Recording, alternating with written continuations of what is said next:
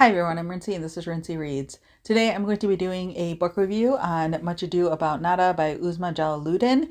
This is an author that I really enjoy. I've read basically everything that she's ever written and I really enjoy her books. Her books are modern contemporary romance stories that are often based on other stories like classics and things like that. Her first book, Aisha at Last, was based on Pride and Prejudice. Her second book, Hanakan Carries On, is loosely based on like a You've Got Mail type of situation. And this one is loosely based on Persuasion by Jane Austen. So in this book, you are following a character named Nada Saeed who is about 30 years old. She's still living with her parents as well as her two brothers. Even though she has a pretty, decent job as an engineer, she had pretty big dreams for herself. She had this idea for an app called Ask Appa, which was basically supposed to be an app for the Muslim community where people could like ask each other the questions that you would typically ask like an older sister, an older cousin, or something along those lines. This app was supposed to launch and then something happens to it and basically it turns out to be a big bust. And so Nada is kind of like reeling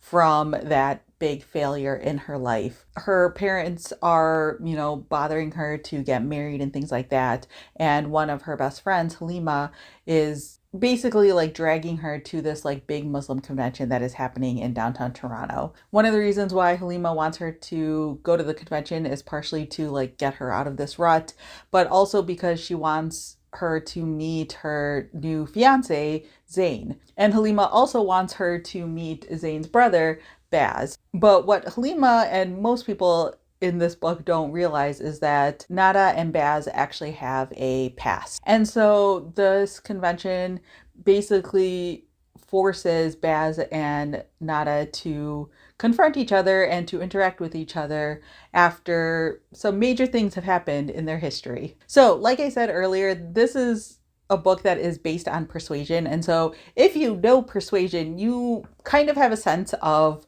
what is going to take place in a like overarching plot sort of way. But what I really like about Uzma Jalaluddin is I feel like she really puts her own spin on things. And it's really interesting to see the way that she takes these like classic stories and she applies them to these Muslim communities and puts just her own unique spin on them. I think that the characters are really interesting. I think that especially like Nada having like ideas to like launch this app and things like that really do like base these stories, which some people might view them as being like outdated or something along those lines, but like shows how they are still approachable from a more modern lens, which I really enjoy. Reading this book was really interesting. Like I do have to say, like Persuasion is not one of my favorite Jane Austen stories. I think because so much of this book as well as Persuasion is about like this history between these two characters. And so from the beginning, you just have to like buy into the fact that these two characters have a history with each other. But it takes some time, at least for me as a reader, to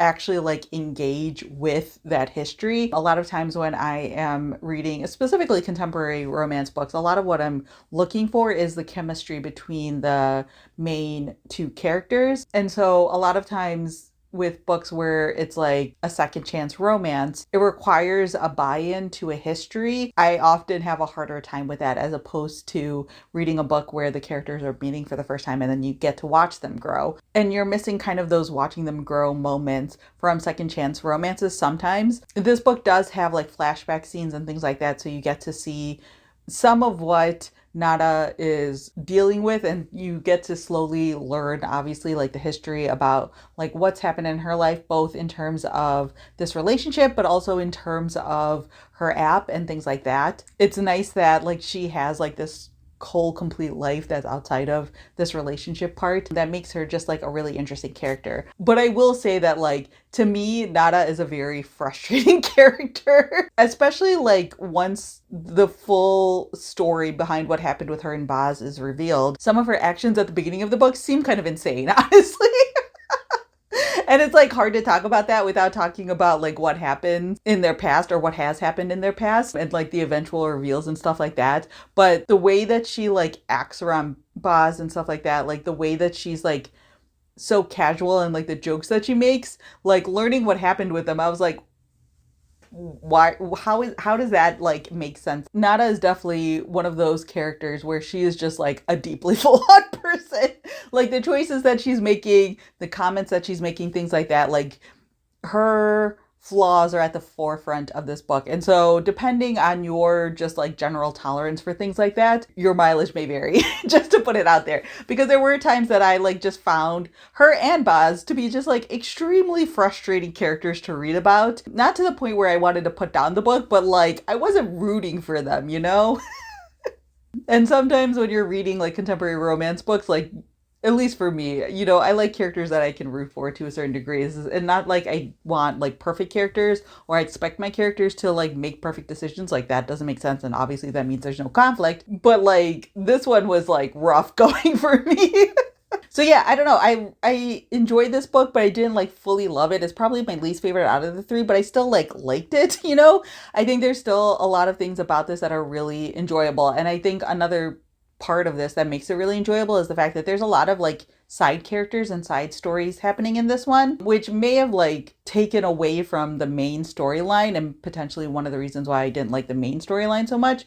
But like I found the side characters in this book to be really interesting. Specifically, Nada's brothers are going through some really interesting stuff on their own, dealing with their own sort of growth and conflicts and things like that. And honestly, like I probably would have really enjoyed books from like their points of view or like having their stories be the forefront of this because their conflicts were really interesting. She has an older brother who's like gone through a divorce and is trying to figure out life post divorce. She has a younger brother who's in a wheelchair and like their parents kind of coddle him and he's, you know, getting to be the age where he wants to be independent. Like he wants to be living on his own. He wants to be working a real job and stuff like that and earning his own money. And yeah, it just seems like their stories of and their journeys of what they're going through are really unique and interesting. And I honestly would not have minded more of them. So yeah, overall, this was a fun, enjoyable read. I'm really glad I picked it up and I'll definitely be picking up more from this author. I think if you are someone who really enjoys second chance romances or if you're someone who's a big fan of